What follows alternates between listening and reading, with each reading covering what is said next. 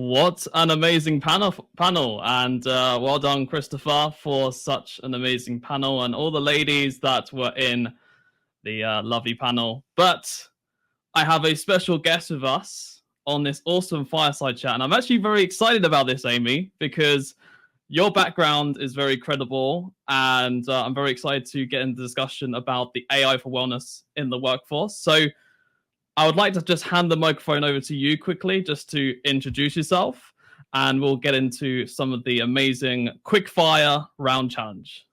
Amazing. Well, thank you so much, Russell. And I am thrilled to be here. This is such an exciting day. What a great conversation. I've been Amy Blankston. I'm the chief evangelist for an organization called the Digital Wellness Institute. And I've been speaking and writing about the intersection of happiness and technology for the last about 18 years. So this is something I've been thinking a lot about and love to talk about. Amazing. And I also checked out your background. You also went to Harvard College. You also got an MBA at Yale. You're a public speaker.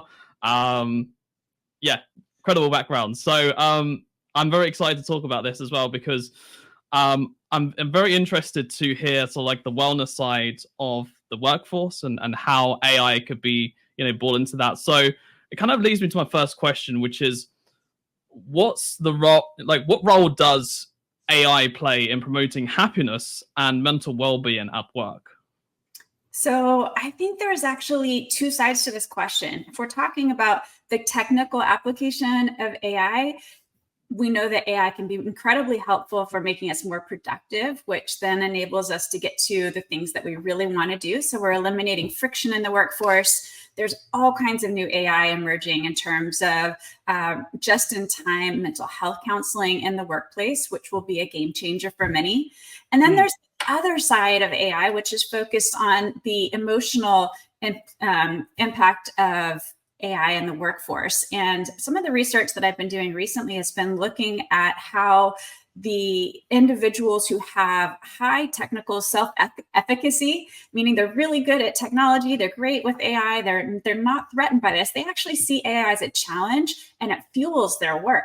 Whereas individuals who have lower technical self-efficacy, lower technical skills, they feel very threatened by technology, and it actually decreases their ability to get work done. And so I wanted to call this out. There's the technical side, and then there's this emotional side that we also need to pay attention to in terms of how we are onboarding AI and bringing it into the workforce, recognizing some people are going to need help with the skills development and with the psychological safety to actually embrace the new tech.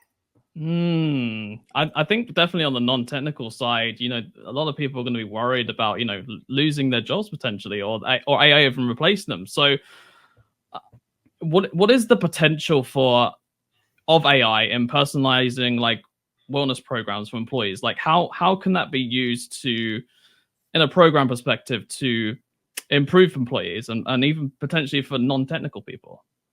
So I think that personalizing wellness programs is where we are at with all fields related to health insurance and health benefits. The hyper personalization of content is both exciting and it's going to be a little bit different, slightly more invasive, because all of a sudden the system knows so much about you, but that also means that it can connect the dots. And so I liken it a little bit to taking a specific medicine instead of a multi-purpose vitamin. And for employers, I think there's going to be great benefits in terms of cost savings that will only be able to perpetuate that which actually is getting used. So the programs will get more effective. And on the user end, they're going to get content fed to them that will be things they actually care about. Right now, we see the EAP programs in the workforce are not well utilized, and the programs aren't effective because they're not as easy to access. And so by opening that up, I think it's really going to help actually fuel well-being. I definitely think accessibility is very important.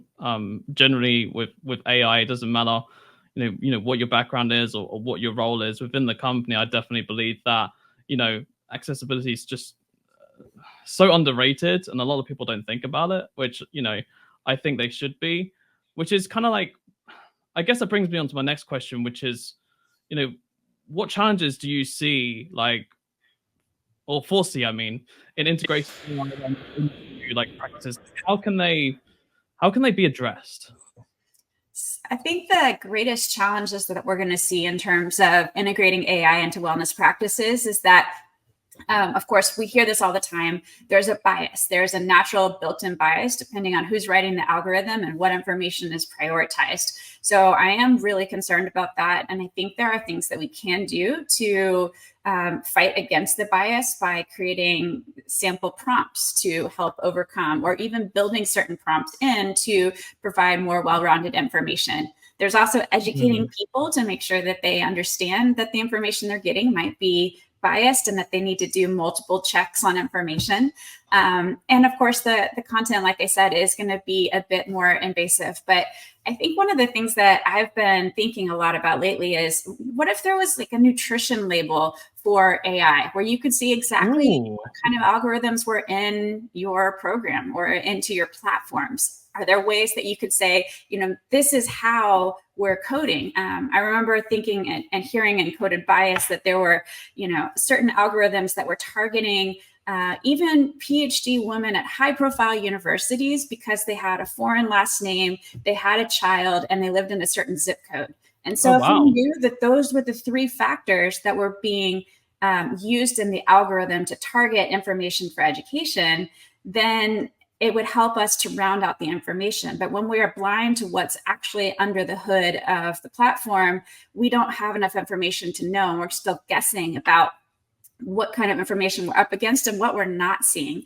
As humans, I want to see all the details.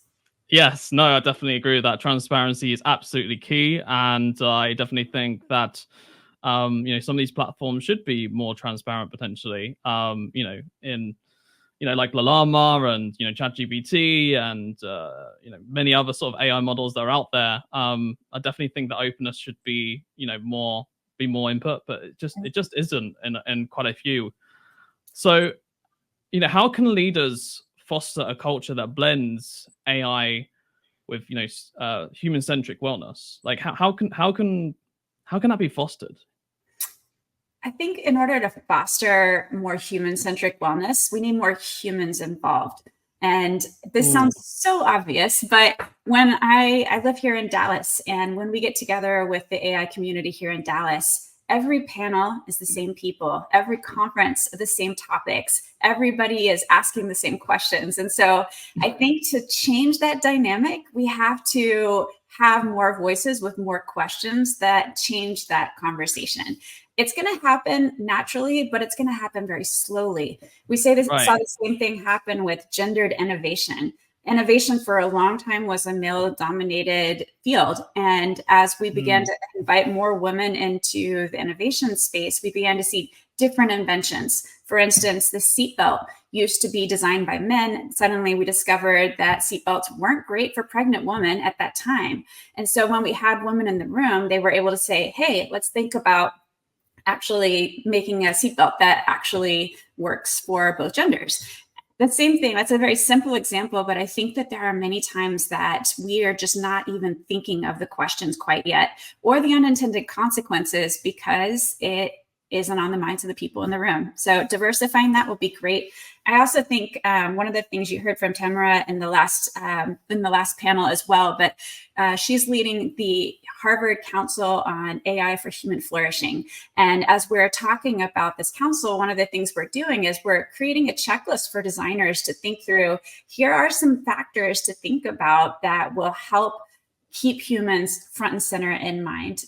Because if we leave it up to chance, I think that we're always going to default to a capitalist society where money or the ability to sell an item will lead, as opposed to an actual human need or human betterment. So we need those checks and balances. No, I 100% agree with that. I think inclusion is more important now than ever. I've just been notified that we've literally got 60 seconds. So, well, actually 2 minutes. But I want to fit in the last question quickly, Amy, before we jump off, which is, what innovations in AI excite you most for enhancing the workplace wellness? So I recently saw the Humane pen, and I was fascinated. It's a pin that you wear on your shirt that enables you to have a camera with information about the world. But what I like about it is it gets our phones and our laptops out of in front of our face. As you can tell, I just completely covered my own face there. Like gone. The eye contact again, that would be so lovely. And so instead of having something right in front of us, it's kind of off to the side, a little bit away. Products like this, I think, are going to change the dynamic for us and what we've been thinking about in terms of digital balance and wellness. Well, Amy, thank you so much for coming on. It's been a pleasure having you on. Also, I just want to say a quick comment from Dana Bayali. I think that's how you say your name. She said, I love the nutrition label for AI. So Awesome. thank you for coming, Amy. Thank you for joining us. And it's been a pleasure speaking with you. Thank you so much. Our Gather was well. Over to you, Christopher.